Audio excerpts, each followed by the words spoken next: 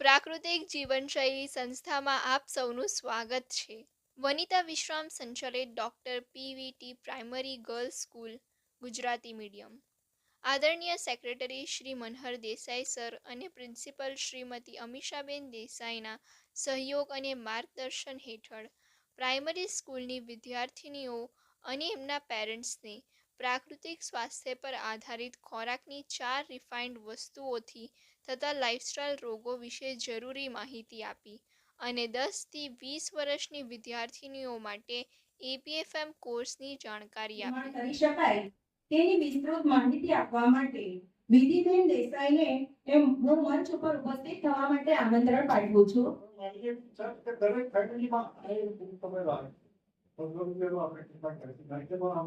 એની અંદર આ બેને આમંત્રિત કર્યા છે એટલે કંઈક એવું લાગ્યું હશે કે આ તંદુરસ્તી માટે આરોગ્ય માટે જરૂરી છે એટલા માટે જ આટલા બહોળા વાલીને અમે સમાવી લેવાનો પ્રયત્ન કર્યો છે.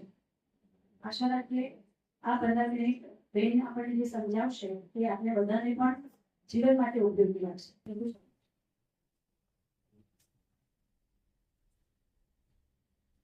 હેલો, સૌને પહેલા મારા જય શ્રી કૃષ્ણ.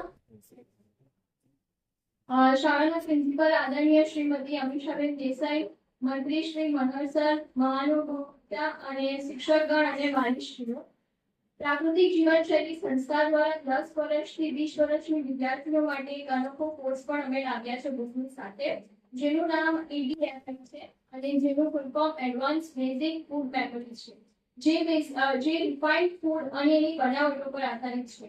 આજે ગંભીર લાઇફસ્ટાઇલ રોગો જેવા કે blood sugar, heart attack, heart disease, obesity, breast cancer વગેરે ખૂબ જ ઝડપથી વધી રહ્યા છે અને એનું સીધું કનેક્શન રિફાઇન્ડ ફૂડ છે.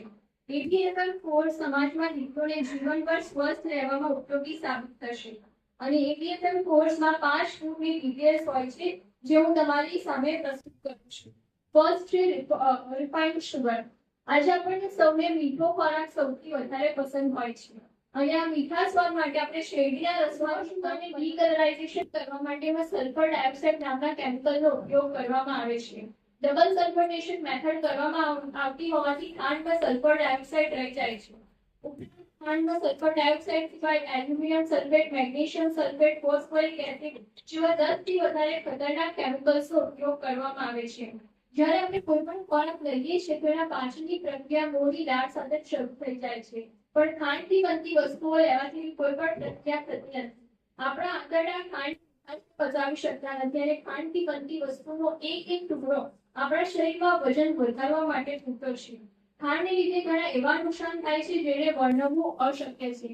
આજે 74% કાર્બોનેટ જેવા એલ્યુમિનિયમ સબસ્ટેન્સ પણ ઉમેરવામાં આવે છે, એટલે એમાં રહેલું નેચરલ આયોડિન હોય છે એ પણ દૂર થઈ જાય છે અને ઉપરથી આર્ટિફિશિયલ આયોડિન ઉમેરવામાં આવે છે. જ્યારે મીઠાની જગ્યા પર સિંધવ મીઠામાં sodium sulphate, sodium bisulphate, zinc, potassium, sodium જેવા ઇલેક્ટ્રોલાઇટ્સ હોય છે અને એને શુદ્ધિકરણ કર્યા વગર જ એના મૂળ સ્વરૂપમાં ઉપયોગમાં લેવામાં આવે છે, જે આપણા સ્વાસ્થ્ય માટે પણ ખૂબ જ ફાયદાકારક છે. Refined flour. મેંદાને વ્હાઇટ ફ્લોર, રિફાઇન્ડ ફ્લોર અથવા ઓલ પર્પઝ ફ્લોર પણ કહેવામાં આવે છે. ઘઉંને પ્રોસેસ કરવામાં આવે છે ત્યારે એમાંથી ફાઇબર, વિટામિન અને મેંગેનીઝ નીકળી જતા જે વેસ્ટ અથવા કચરો વધે છે એને મેંદો કહેવામાં આવે છે. ઘઉંમાંથી બનેલા મેંદાનો અસર કરચરા પીળાશ પડતો હોય છે અને આ કરીને સફેદ કરવા માટે એ બ્લીચ કરે છે. આવો સુંદર સફેદ કલર બેન્ઝોલ પેરોક્સાઇડ નામના કેમિકલને કારણે આવે છે. ઘઉંના 3 ભાગ હોય છે: બ્રાન, એન્ડોસ્પર્મ અને જવ. બ્રાન અને જવમાં healthy fat, vitamin B, vitamin C, protein અને ફાઇબર હોય છે, પણ આ ઘઉંના દાણા જ્યારે ફેક્ટરીમાં આવે છે ત્યારે ઝીણા પીસાઈ જવાને કારણે જવ બચતા નથી.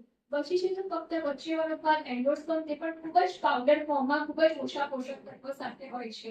એટલે ઘઉંના દાણાને વધારે રિફાઇનિંગ અને પ્રોસેસિંગ કરવાથી એમાં રહેલા બધા જ પોષક તત્વો દૂર થઈ જાય છે.